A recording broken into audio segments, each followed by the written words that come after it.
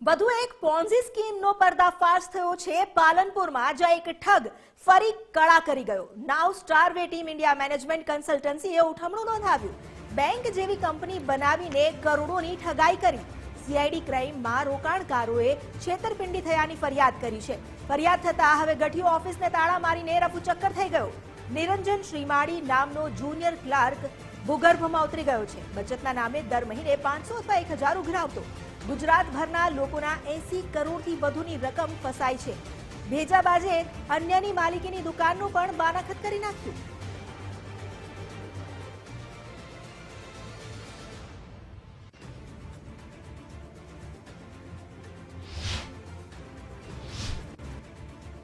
નવસ્ટારના નિરંજન શ્રીમાળીનો એક video viral થયો છે। 22 સપ્ટેમ્બરના રોજ બનાવેલો આ વિડીયો છે, જેમાં નિરંજન શ્રીમાળીએ ફરી એકવાર રોકાણકારોને લાલચ આપી।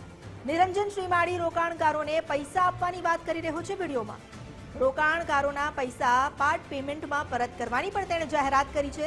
ડિસેમ્બર એન્ડથી માર્ચ સુધીમાં પૈસા આપવાની વિડીયોમાં તેણે ખાતરી આપી છે। રોકાણકારોને ફરી એકવાર ફોસલાવાના સંચાલક જાણે હવાતિયા મારતો હોય તે સાબિત કરે છે આ વિડીયો।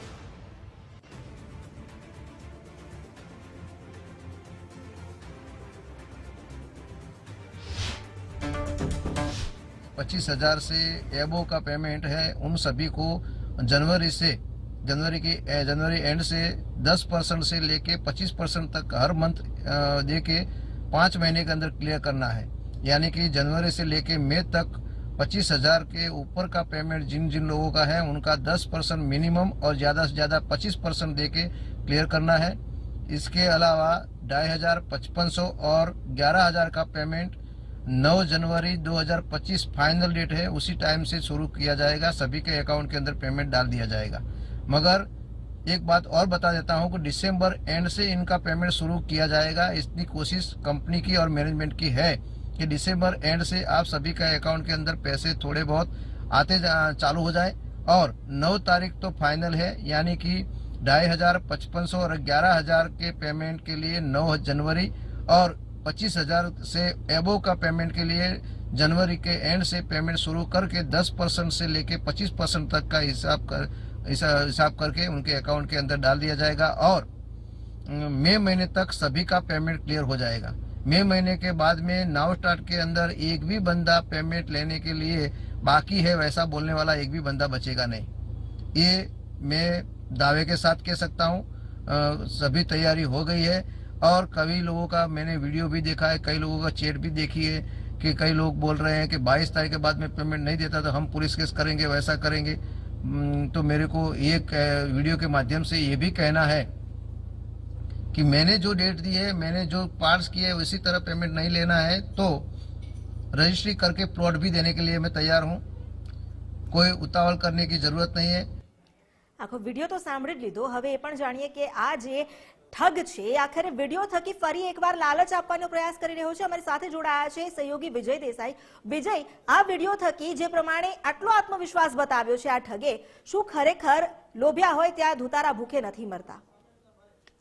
અમિતા, વાત કરીએ તો જે પ્રકારે છેલ્લા કેટલાક સમયથી ખાસ કરીને જે ઉત્તર ગુજરાતની અંદર રોકાણકારોને લલચાવીને ફોસલાવીને ઊંચા વળતરના લાલચો આપીને જે પ્રકારે છેતરપિંડીનો એક પછી એક જે ભાંડાફોડ થઈ રહ્યો છે, તેમાં જે પાલનપુરની અંદર જે નાવ સ્ટારવે અને સિદ્ધેશ્વરી એન્ટરપ્રાઇઝના નામ પર જે ઓફિસો ખોલીને રોકાણકારોના પૈસાના જે બૂચ મારીને ફરાર થઈ ગયેલા આરોપીઓના હવે વિડીયો પણ વાયરલ થઈ રહ્યા છે। તેની અંદર તેઓ આ રોકાણકારોને એવી લાલચ આપી રહ્યા છે કે ડિસેમ્બર એન્ડથી માર્ચ સુધીમાં તમારા જે અટવાયેલા જે પૈસા છે તે પૈસા અમે પાર્ટ પેમેન્ટના ભાગરૂપે તમને પરત કરી દઈશું। કારણ કે તેમની સામે હવે સીઆઈડીનો પણ સકંજો કસાયો છે, એટલા માટે તેઓ હવે ભૂગર્ભમાં છે, પરંતુ હજુ સુધી પોલીસના હાથમાં તેઓ નથી લાગ્યા। એટલે આ પ્રકારે વિડીયો બનાવીને વાયરલ કરીને રોકાણકારોને હજી પણ લાલચ આપી રહ્યા છે કે તમારા પૈસા અમે પરત આપી દઈશું। પરંતુ મૂળ મહત્વની વાત એ છે કે આ જે આ કૌભાંડીઓ છે જે ફરાર ચાલી રહ્યા છે, બીજેડના ભૂપેન્દ્રસિંહ હોય કે આ નિરંજન શ્રીમાળી હોય, આવા લોકો હજી સુધી પકડાતા કેમ નથી? આ સવાલ હજી પણ લોકોના મનમાં થઈ રહ્યો છે। બીજી તરફ લોકોના મનમાં એ સવાલ પણ થઈ રહ્યો છે કે જેમણે પૈસા રોક્યા છે એવા લોકોને એ ચિંતા પણ છે કે અમારા પૈસા ક્યારે પરત મળશે। પરંતુ જ્યારે એક તરફ કાયદાકીય રીતે સકંજો કસાઈ રહ્યો છે ત્યારે બીજી તરફ એ લોકો ભૂગર્ભમાં રહીને આ રીતે વિડીયો આપીને હજી લોકોને હૈયા ધારણા આપી રહ્યા છે કે તમારા પૈસા આપી દેશું, પરંતુ બેનામી રીતે આ પ્રકારે ઊંચા વળતરની લાલચ આપીને લોકોના પૈસાને ઓળવી જનારા આખરે આ લોકો ક્યારે પકડાશે? કારણ કે પાલનપુર અને મહેસાણાની અંદર જે સિદ્ધેશ્વરી એન્ટરપ્રાઇઝની જે ઓફિસો હતી લગભગ બંધ છે. જ્યારથી સીઆઈડીએ સકંજો કસ્યો ત્યારથી ત્યાં તાળા વાગી ગયેલા છે. એટલે રોકાણકારો પણ આડકતરી રીતે આંટા ફેરા કરી રહ્યા છે. હજી લોકો મીડિયા સમક્ષ પણ નથી આવી રહ્યા, એજન્સીઓ સમક્ષ પણ નથી જઈ રહ્યા, કારણ કે એમને ડર છે કે પોતાના પૈસા હજી પણ સલવાઈ જશે.